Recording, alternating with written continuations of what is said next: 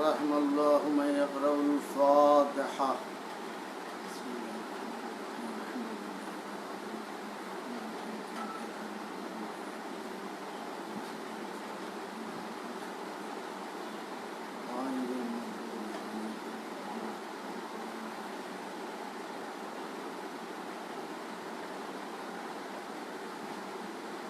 أعوذ بالله من الشيطان اللعين الرجيم.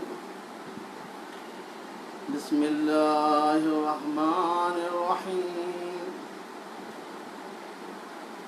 الحمد لله الذي لا يبلغ مدحته القائلون ولا يحصي نعماءه العادون ولا يودي حقه المجتهدون الذي لا يدركه بعد الهمم ولا يناله غوث الفتن الذي ليس لصفته حد محدود ولا نعت موجود ولا وقت معدود ولا أجل ممدود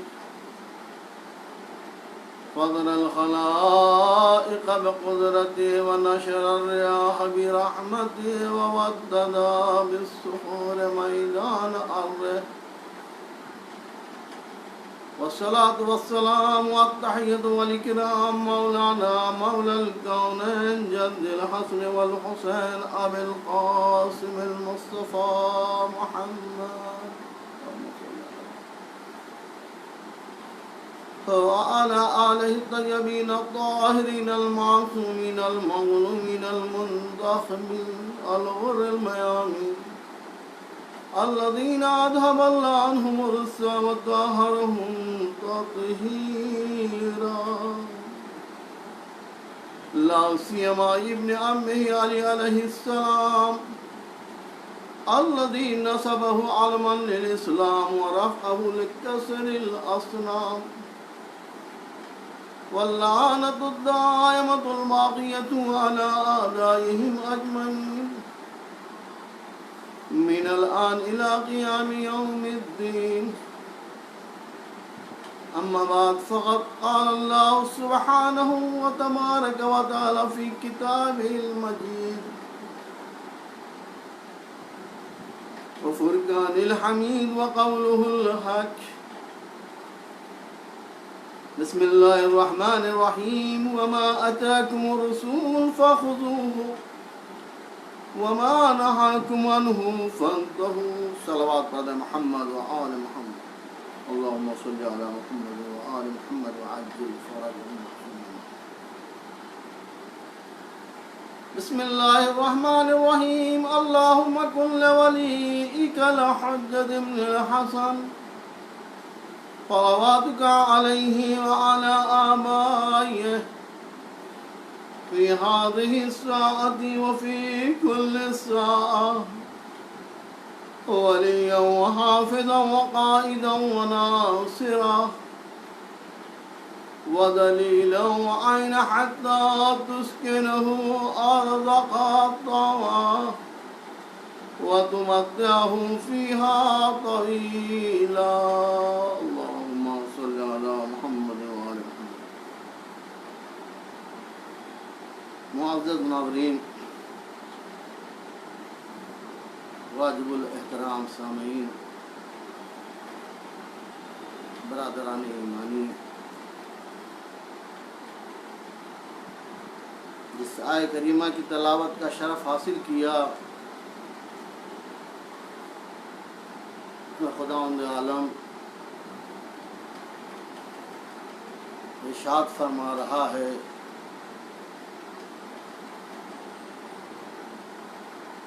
کہ جو تمہارا رسول تمہیں دے اسے لے لو، اور جس سے منع کرے اس سے رک جاؤ.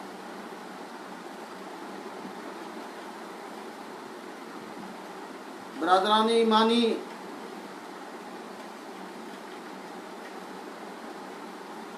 خداوند عالم چاہتا یہ ہے کہ دین اسلام وہی ہے جو رسول سے لیا جائے.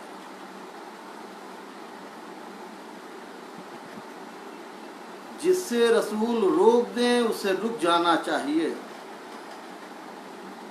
یہی اصل اسلام ہے، یہی اصل دین ہے. آج کروڑوں کی تعداد میں دنیا میں مسلمان ہیں،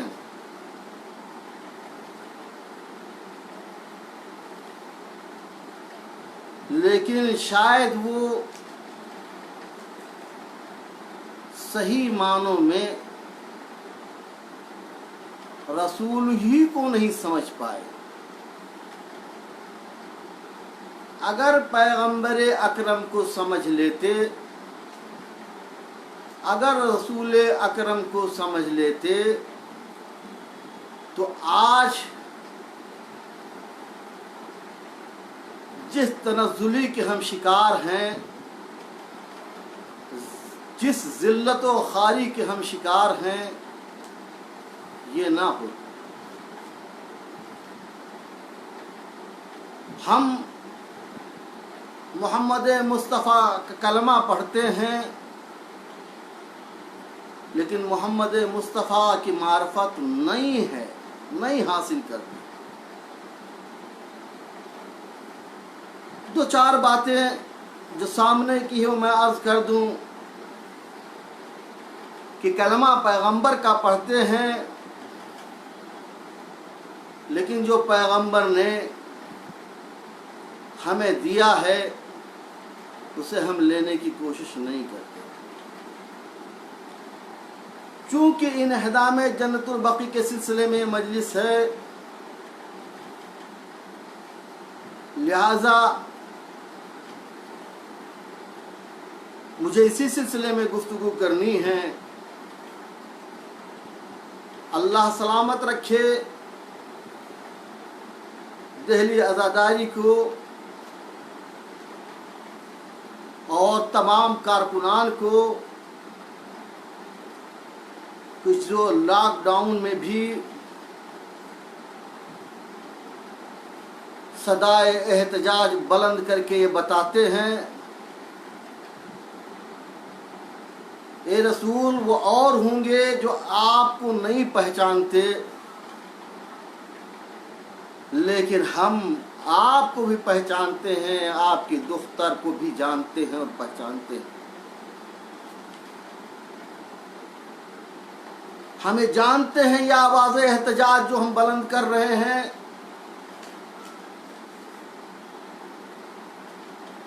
اس کا اثر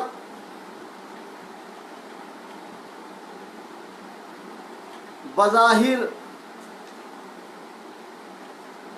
آل سعود، آل یہود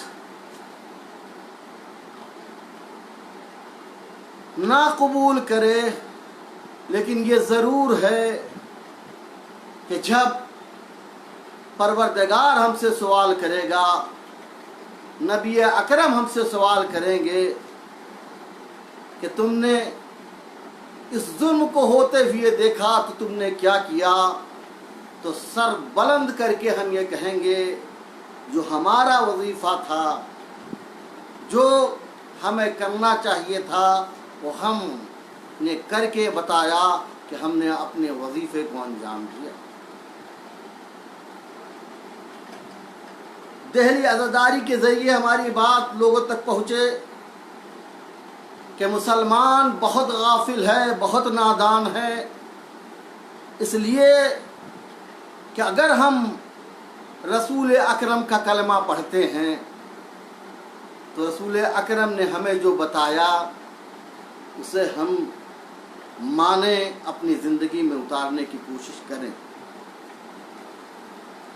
سامنے کی مثال کہ پیغمبر نے فرمایا النظافۃ من الایمان، صفائی ایمان کا جز ہے. کیا اس بات کو مسلمان نہیں سمجھ پاتا۔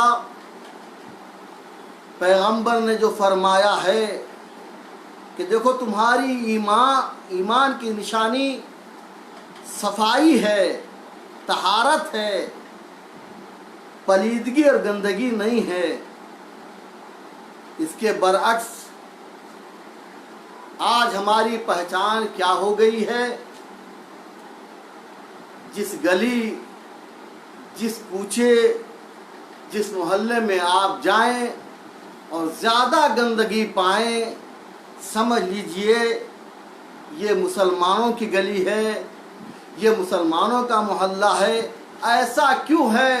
جس کے نبی اکرم نے فرمایا کہ صفائی ایمان کا حصہ ہے، ایمان کی علامت ہے، وہ مسلمان اس سے غافل کیوں ہے؟ کہیں تو ایسا تو نہیں کہ ہم نے بالکل الٹا مفہوم لے لیا۔ پیغمبر نے فرمایا تھا صفائی، نظافت، طہارت ایمان کی نشانی ہے، ہم نے اسے گندگی سے تعبیر کر لیا۔ یا اسی طرح پیغمبر نے فرمایا المسلم اخو مسلم، مسلمان مسلمان کا بھائی ہے۔ اگر ایک مسلمان کو درد ہو اور دوسرا محسوس نہ کرے تو مسلمان نہیں ہے۔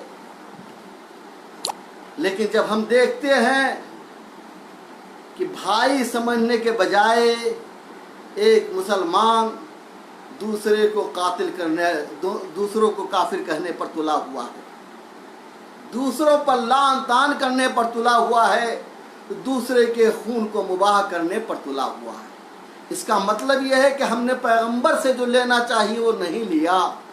اگر لیا ہوتا تو آج جو ہمارے معاشرے میں، ہمارے سماج میں ایک مومن دوسرے مومن کا دشمن بنا ہوا ہے، ایک مومن دوسرے مومن کے خون کا پیاسا ہے، ایک مسلمان دوسرے مسلمان کے خون کا پیاسا ہے، ایسا نہ ہوتا۔ اور آگے بڑھیں، بانی اسلام نے یہ کہا العلم اصل کل خیر،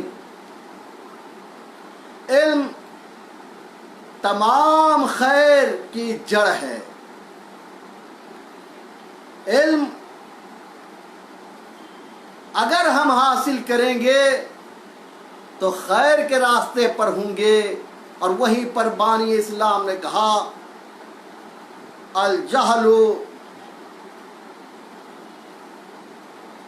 کل شر اصل کل شر، جہالت تمام برائی کی جڑ ہے۔ مسلمان علم سے دور ہو گیا اور جہالت کا شکار ہو گیا۔ میرے مولا و آقا علی بن ابی طالب کہتے ہیں کہ اگر میں اپنے سامنے جہالت کو مجسم دیکھوں اور دشمن کو بھی سامنے پاؤں تو پہلے میں جہالت کو ختم کروں گا، بعد میں دشمن کو ماروں گا، کیوں؟ اس لیے کہ جہالت ہی کی وجہ ہے دشمنی۔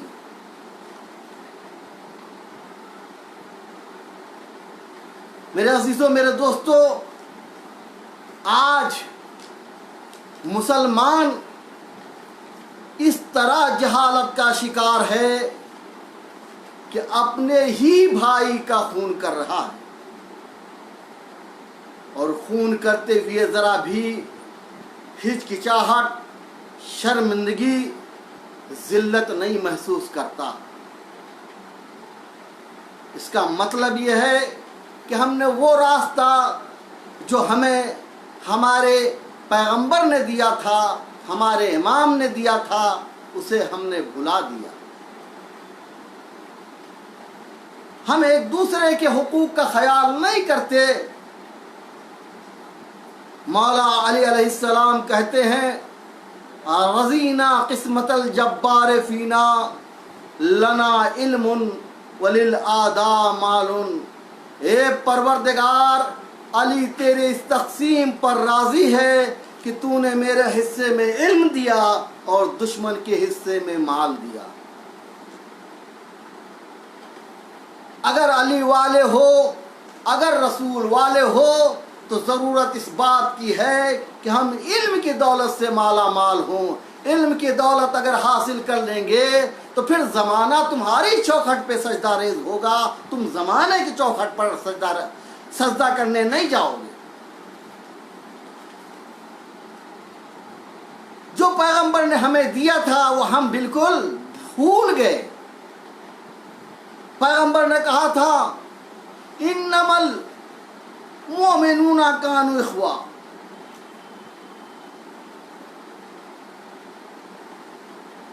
دیکھو مومن ایک دوسرے کا بھائی ہے۔ قرآن نے بھی پڑھ کے کہا انما المؤمنون کانوا اخوہ۔ مومن مومن کا بھائی ہے، اور اخوہ کے سلسلے میں کہا گیا ہے کہ اخوہ کا مطلب سگا بھائی، سماجی بھائی نہیں، مذہبی بھائی نہیں، معاشرتی بھائی نہیں، شہری بھائی نہیں، ملکی بھائی نہیں، بلکہ مومن دوسرے کا ایسے بھائی ہے جیسے ایک ماں سے دو بیٹے ہوتے ہیں۔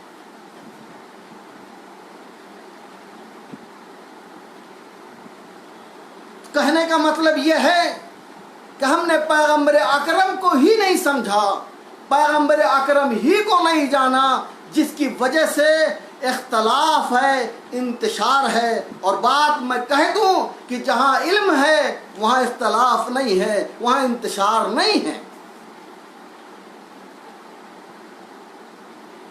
سامنے کی مثال، آج آل سعود کہنے کے لیے اسلامی ملک ہے، لیکن اپنے ہی اسلامی بھائی یمن جیسے ملک پر حملہ کر کے بتا رہا ہے کہ ہم یہودی اور اسرائیل اور امریکہ کے ایجنٹ ہیں اور ان کے کہنے پر عمل کرتے ہیں۔ یعنی نام نہاد یہ اپنے آپ کو مسلمان کہتا ہے، لیکن یقین جانیے صحیح معنوں میں یہ اسلام کا دشمن ہے، یہ مسلمان کا دشمن ہے۔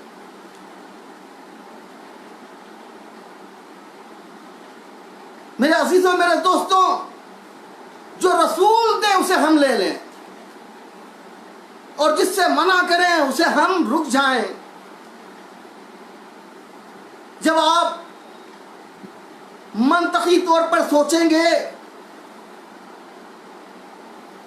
تو کوئی چیز دی جاتی ہے دو ذریعے سے، یا زبان کے ذریعے یا افعال کے ذریعے۔ رسول نے زبان کے ذریعے یہ دیا کہ فاطمہ کے لیے فرمایا فاطمۃ بضعۃ منی من اذاها فقد آذانی۔ فاطمہ میرا ٹکڑا ہے، جس نے فاطمہ کو اذیت دی اس نے مجھے اذیت دی۔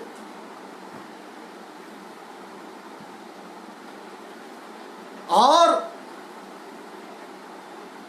روایت کے حساب سے آپ دیکھیں گے تو پیغمبر نے 6 مہینے مسلسل در سیدہ پر آ کر کے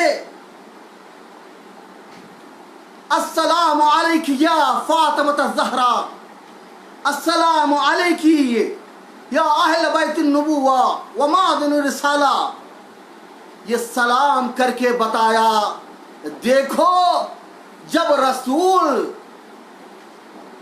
خاتم النبی سید المرسلین مسجد نبوی جانے سے پہلے در زہرا پر سلام کرتا ہے تو مسلمانوں جان لو کلمہ بعد میں پڑھنا، کلمہ پڑھنے سے پہلے میں جو تمہیں دے رہا ہوں اس پر عمل کرنا۔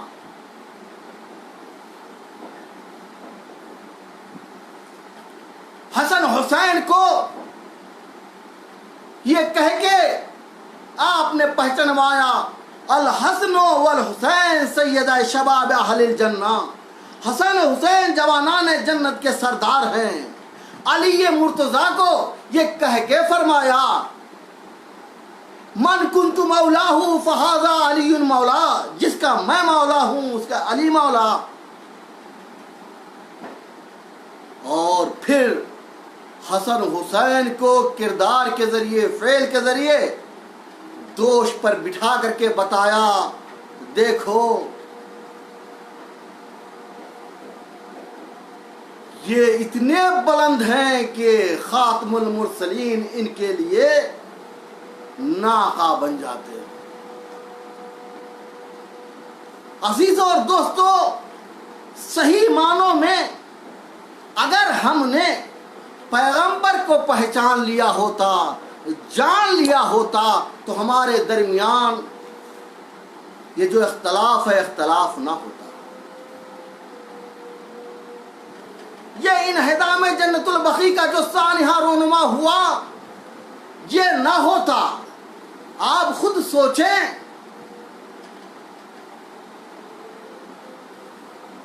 کہ رحلت پیغمبر کے بعد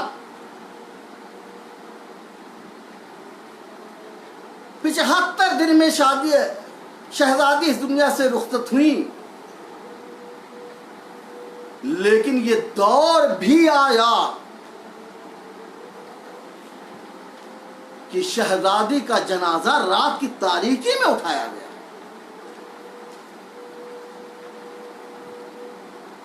غور کریں آپ، رسول کی بیٹی ہے، سید و سردار، آقا مولا، جس کا مسلمان کلمہ پڑھتا تھا، اس رسول کی بیٹی کا جنازہ رات کی تاریکی میں اٹھا، اور کاندھا دینے والے جنازے میں شریک ہونے والے نہایت کم تھے.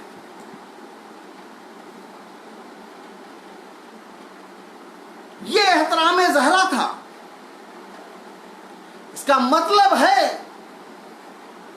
کہ پیغمبر کو صحیح معنوں میں مسلمانوں نے جانا نہیں، معرفت حاصل نہیں کیا،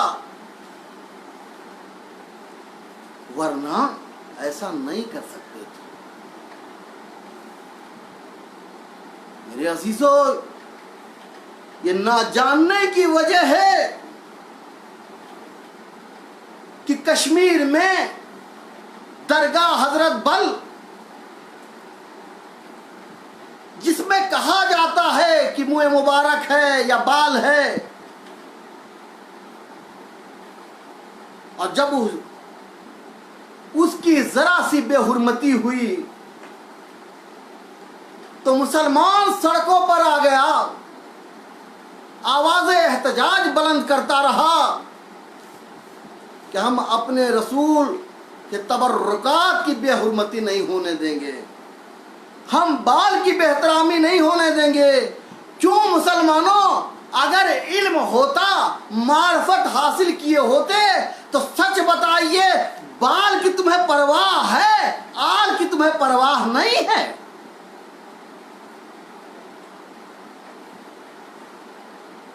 ایک لمحے کے لیے تجزیہ کریں، سمجھنے کی کوشش کریں کہ ہم کیا واقعی مسلمان ہیں.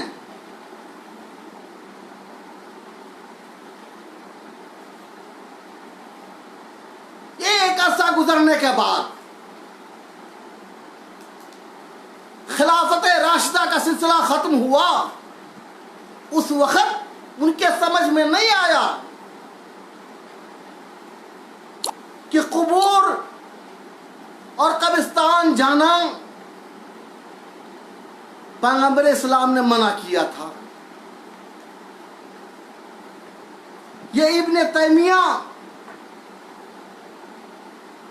جو 8ویں صدی 7ویں صدی کا پیداوار، یہ اٹھا اور اٹھنے کے بعد کچھ حدیثیں گڑھی اور کہنے کے بعد یہ کہہ رہا ہے کہ قبور کی زیارت کے سلسلے میں شارع مقدس نے منع کیا ہے. یہاں تک اس سفر کو بھی وہ معصیت شمار کرتا ہے کہ جو زیارت کے لیے کیا جائے. حد یہ ہے کہ جس سے اس نے دین حاصل کیا، اسلام حاصل کیا، اس کی زیارت کے سلسلے میں وہ منع کرتا ہے. لیکن اس کے پاس دولت نہیں، اس کے پاس مال نہیں تھا، اس لیے وہ کامیاب نہیں ہوا. اسے لوگوں نے جیل میں ڈال دیا، قید خانے میں بھی اس کی موت ہوئی. لیکن 12ویں صدی میں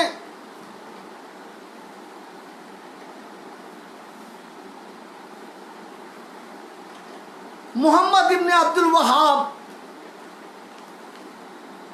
یہ پیدا ہوا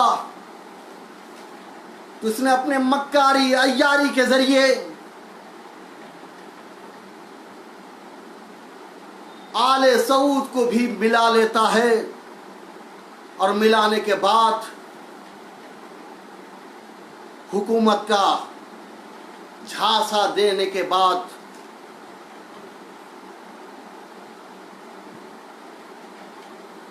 وہ حجاز جیسے سرزمین پر قابض ہو جاتا ہے. اور قابض ہونے کے بعد عبد العزیز ابن سعود کے ذریعے 8 شوال کو شہزادی فاطمہ زہرا کی قبر کو منہدم کر دیتا ہے. آپ یہ بھی جانتے ہیں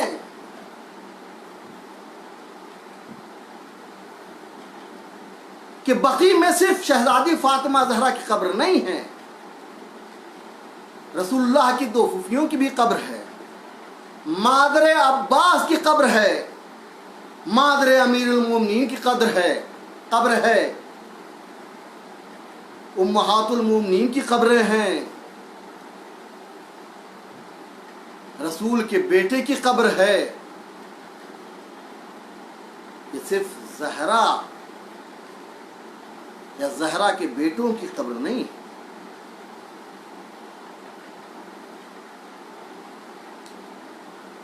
میرے عزیزوں، میرے دوستوں، میں چاہتا ہوں کہ آپ غور و فکر کریں. وہابیت کے پاس جب مال آ گیا، دولت آ گئی، حکومت مل گئی، تو پھر انہوں نے وہی کیا جو ان کے بزرگوں نے کیا تھا.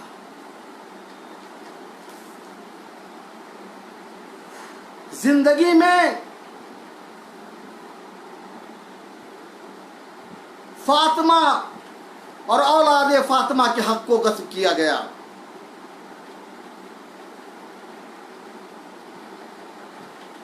اور مرنے کے بعد وہ جانتے تھے کہ یہ جو گنبد ہے،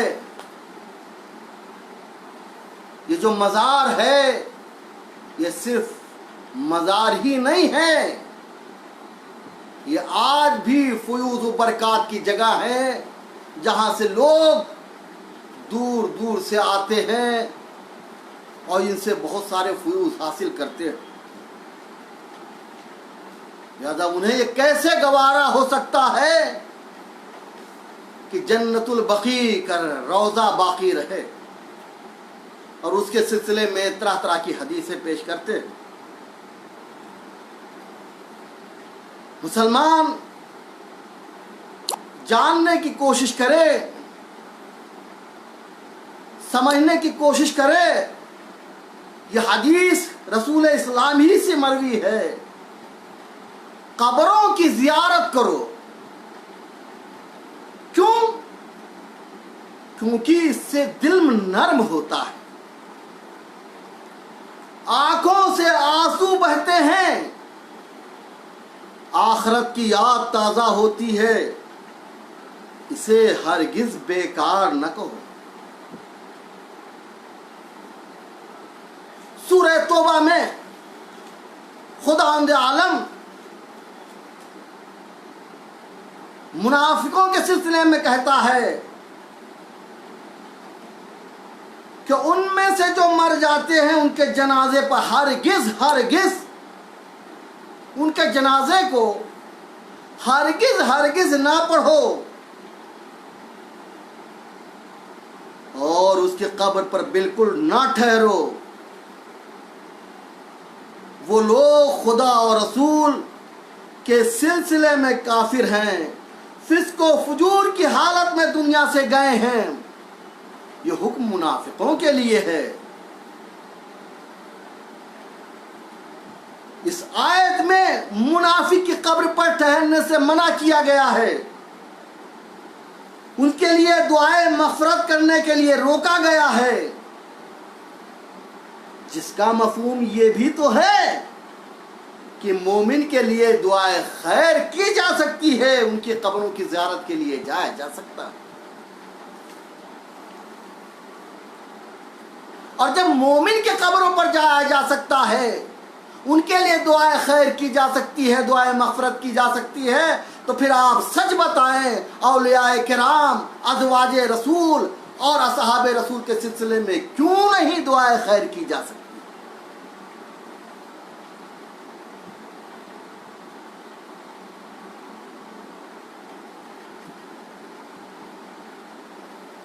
ابو ہریرہ سے بھی ایک روایت ہے,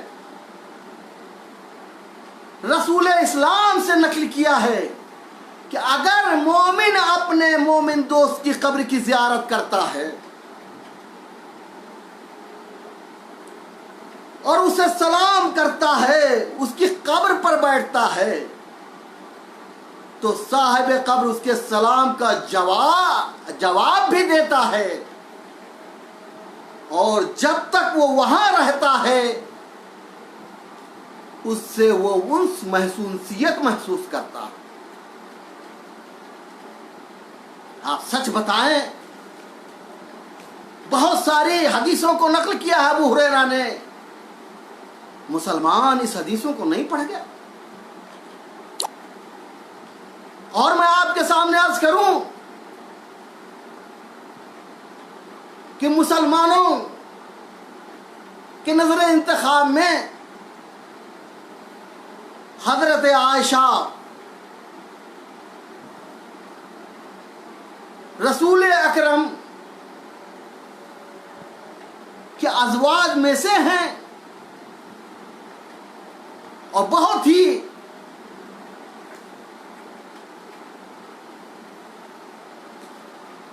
مسلمان اعتبار کی نظر سے دیکھتا ہے.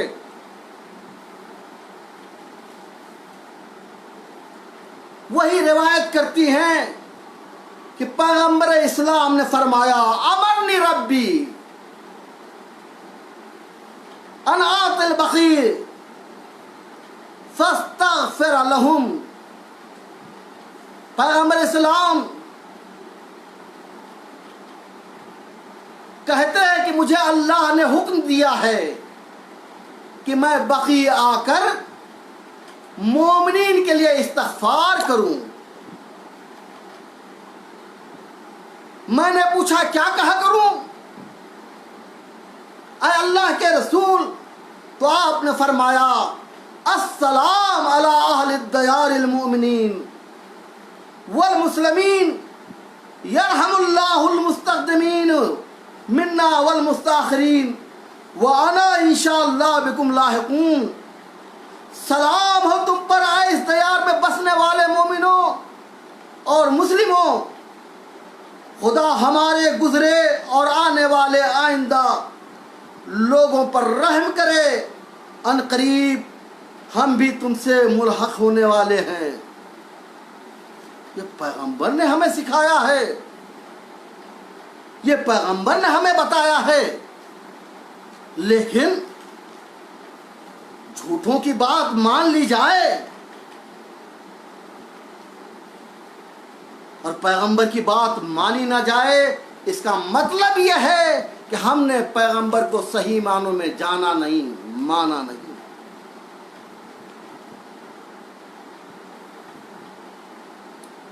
وہ پیغمبر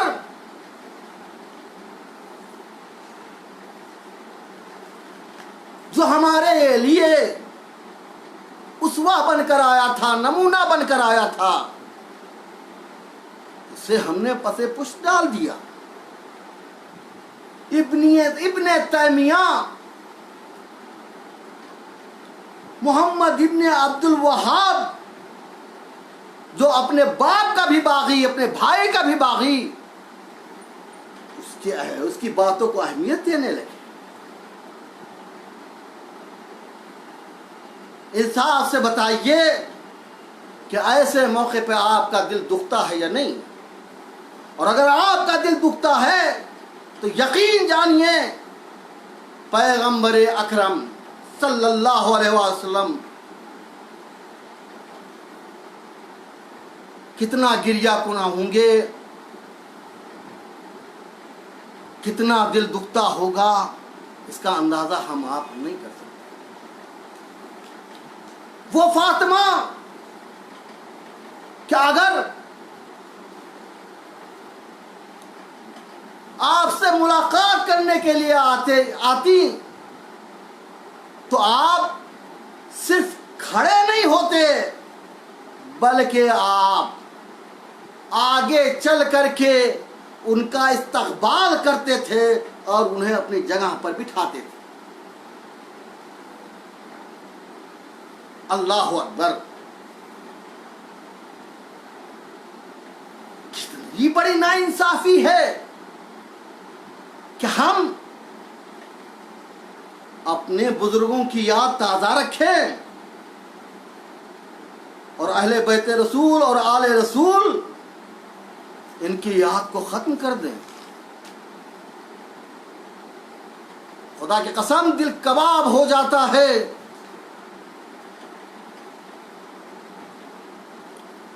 خون کے آنسو رونا پڑتا ہے جب جنت البقیع پہنچتے ہیں اور دیکھتے ہیں کہ حکومت کے سپاہی اس بات پہ مامور ہیں کہ کوئی یہاں کھڑا نہ ہو سکے، کوئی یہاں سلام نہ کر سکے۔ یہ کیسا اسلام ہے، یہ کیسا دین ہے؟ اللہ نے ہمیں موقع دیا، الحمدللہ 3 بار جانے کا موقع ملا، لیکن میں سوچتا ہوں کہ جس بقیع میں آ کے پیغمبر سلام کرتے تھے، مومنوں کے لیے دعائے مغفرت کرتے تھے، اس بقیع کو اس طرح اجاڑ دیا اور وہاں پر پہرے بٹھا دیے گئے کہ کوئی ٹھہر نہ سکے، کوئی سلام نہ کر سکے، کوئی زیارت نہ پڑھ سکے۔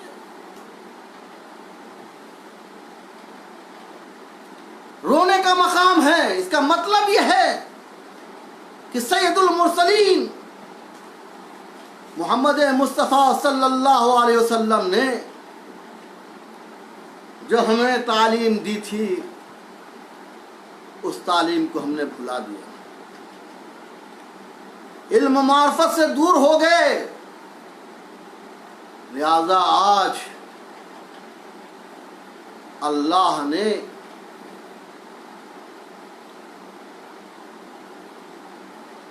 ذلیل و رسوا اس طرح کیا کہ جو یہود اور نصارہ اسلام کے دشمن تھے، آج اسلام کے ٹھیکیدار ان کے تلوے چاٹنے پر مجبور ہیں۔ لیکن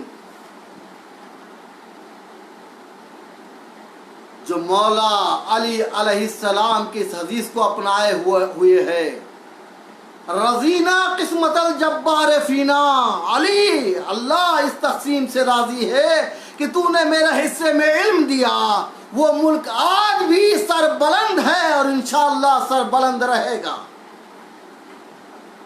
امریکہ اور اسرائیل کے آنکھوں میں جس نے آنکھوں میں آنکھیں ڈال کے بات کی، وہ کوئی اور نہیں ہے، وہ علی کا ملک ہے، وہ ہے ایران۔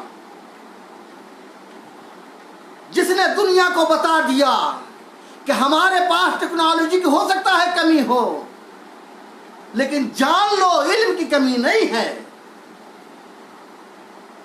اے یہودیوں، تم نے علم کی بنیاد پر آج پوری مٹھی بھر یہودی پوری دنیا پر قبضہ جمائے ہوئے ہیں۔ یہ کیوں؟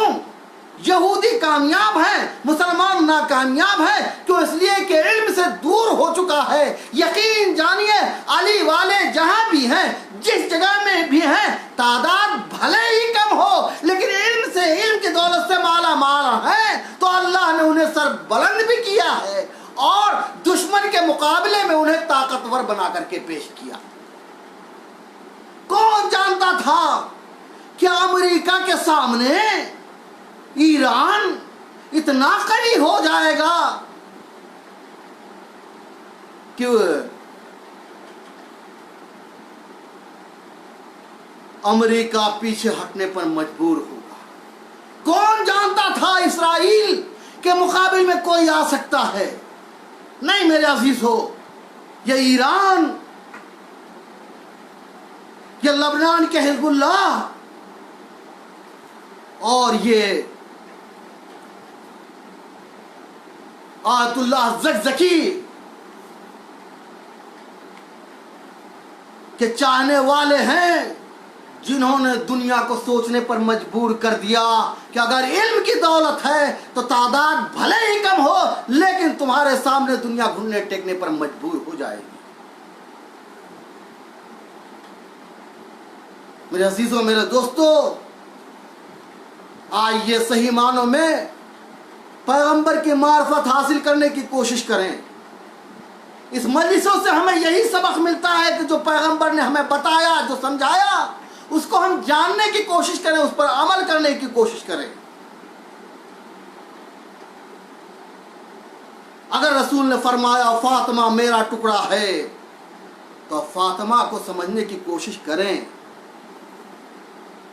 لیکن میں نے کہا دل کباب ہو جاتا ہے، خون کے آنسو بہنے لگتے ہیں جب ہم جنت البقیع پہنچتے ہیں اور دیکھتے ہیں اتنی سختی۔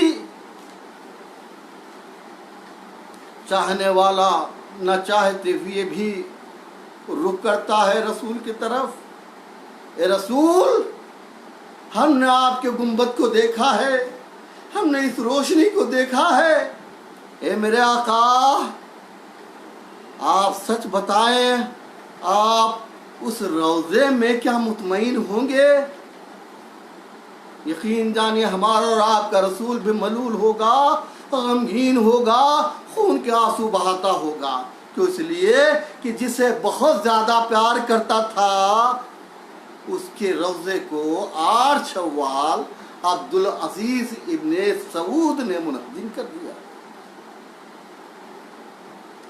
شہزادی ہم آپ سے شرمندہ ہیں، ہمیں جو کرنا چاہیے وہ نہیں کر پا رہے ہیں، لیکن یقین جانیے شہزادی آپ کا روضہ ایک دن تعمیر ہوگا، عالی شان تعمیر ہو۔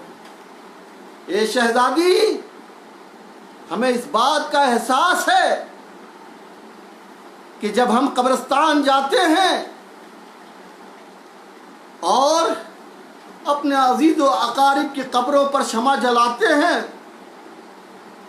تو یہ احساس بھی ہوتا ہے کہ ہم اپنے بزرگوں کی قبروں پہ اگر شمع جلانے آئے ہیں تو شہزادی آپ کا بھی بیٹا یوسف زہرا پردے غیب میں ہے، وہ بھی جنت البقیع پہنچتا ہوگا اور جب اس تاریکی کو دیکھتا ہوگا، اس اجڑی ہوئی قبر کو دیکھتا ہوگا تو کس طرح خون کے آنسو بہاتا ہوگا۔ میرے عزیزوں میں کیسے کہوں، کیا کہوں؟ آپ سب جانتے ہیں کہ بعد وفات پیغمبر شہزادی پہ مظالم کی انتہا کر دی گئی۔ یہی تو وجہ ہے کہ 18 سال کی عمر، اور یہ عمر جانے کی نہیں ہوتی ہے، لیکن روایت یہ کہتی ہے 18 سال کی عمر میں فاطمہ زہرا کے بال سفید ہو گئے تھے، کمر خمیدہ ہو گئی تھی، آپ جب چلتی تھی تو عصا کا سہارا لے کر چلتی تھی۔ اللہ اکبر، نفسیاتی بات کہوں میں عزیزوں، اگر سن سکو تو سنو. کہتے برے دن کے بعد اچھے دن آتے ہیں تو آدمی سب بھول جاتا ہے، لیکن اچھے دن کے بعد جب برے دن آتے ہیں، اللہ اکبر، تو اچھے دن بار بار یاد آتے ہیں. جب سیدہ کے دروازے پر آگ اور لکڑیاں جمع کی گئی تو کیا سیدہ نے نہ سوچا ہوگا یہ وہی در ہے جس پہ رسول اکرم آ کر کے سلام کرتے تھے، اصحاب آ کر کے سلام کرتے تھے. آج اسی در پہ آگ اور لکڑیوں کو جمع کیے ہوئے ظالم کہہ رہے ہیں کہ سیدہ دروازے کو کھول دو ورنہ ہم اس گھر کو آگ لگا دیں گے. شہزادی کہتے ہیں کہ اس میں رسول کی ننھی ننھی امانتیں بھی ہیں، حسن حسین بھی ہے، کیا تم اس گھر کو آگ لگا دو گے؟ ظالم کہتے ہیں ہاں اگر دروازہ نہ کھلا تو گھر کو آگ لگا دیں گے. روایت بڑھ کے کہتی ہے گھر کو دروازے کو آگ لگا دیا گیا، جلتا دروازہ گرا، فاطمہ در و دیوار میں پسی، گش کھا کر زمین پر گری. جب گش سے واقع ہوا تو پوچھا اینا ابو الحسن، میرے ابو الحسن کہاں ہے، میرے والی و وارث کہاں ہے؟ جواب ملا دشمنوں نے گلے میں رسی کا بندہ ڈالا، انہیں لے گئے. شہزادی بے قرار ہو گئی، مضطرب ہو گئی، آگے بڑھی. علی علیہ السلام کا وہ پٹکا اپنے ہاتھ میں پکڑ لیا. علی میں تمہیں جانے نہیں دوں گی، بس میرے عزیزو، ارے لعنت ہو اس غلام پر جس نے ایک کوڑا مارا فاطمہ کے ہاتھ سے. علی کا وہ پٹکا چھوٹا، ظالم علی کو لے کر آئے. ظالم علی کو لے کر کے آئے. شہزادی مسجد نبوی آئی، دیکھا علی کے گلے میں رسی ہے. آپ بے قرار ہو گئی، مضطرب ہو گئی. اب کیا کریں؟ ایک مرد مخاطب کر کے کہا اے لعینو، اے ظالمو، خلو ابو الحسن، ابو الحسن کو آزاد کر دو ورنہ میں اپنے سر کے بال کو پریشان کر دوں گی.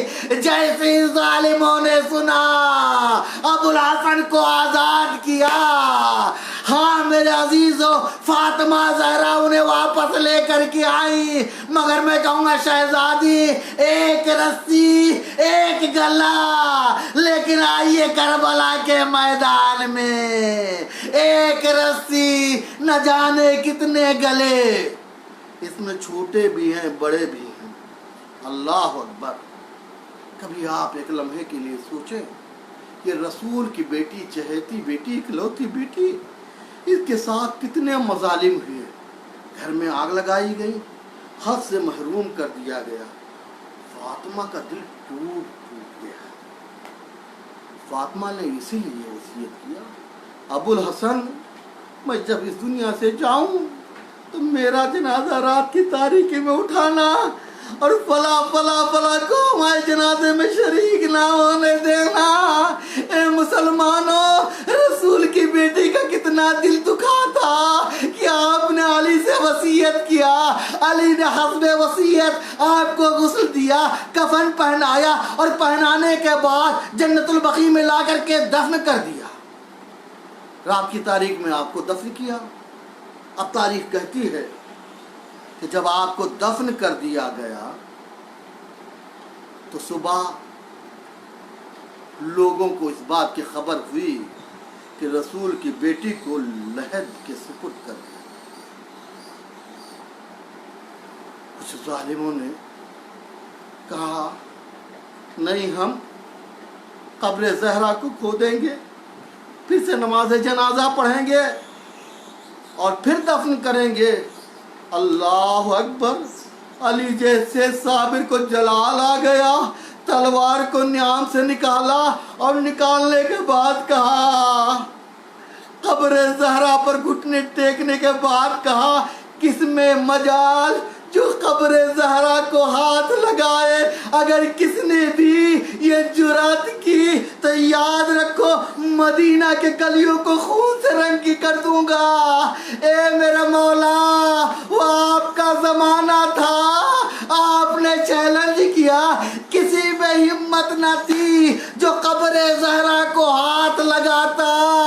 لیکن ہائے جب اس کا بیٹا پردے غیب میں ہے، اسی کے آنکھوں کے سامنے اس کی جدہ کی قبر کو مسمار کر دیا گیا، اور وہ بے بس مظلوم بیٹا یہ سب کچھ دیکھتا رہ گیا.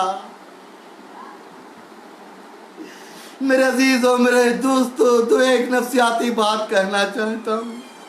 میں آپ سے سوال کرنا چاہتا ہوں اور آپ کی غیرت سے پوچھنا چاہتا ہوں کہ اگر کوئی یہ کہہ دے کہ آپ کی قبر سے، آپ کے بزرگوں کی قبروں کو کوئی مسمار کر رہا ہے، کھود رہا ہے، منہدم کر رہا ہے، سچ بتائیے آپ کی غیرت کا تقاضا یہی تو ہوگا؟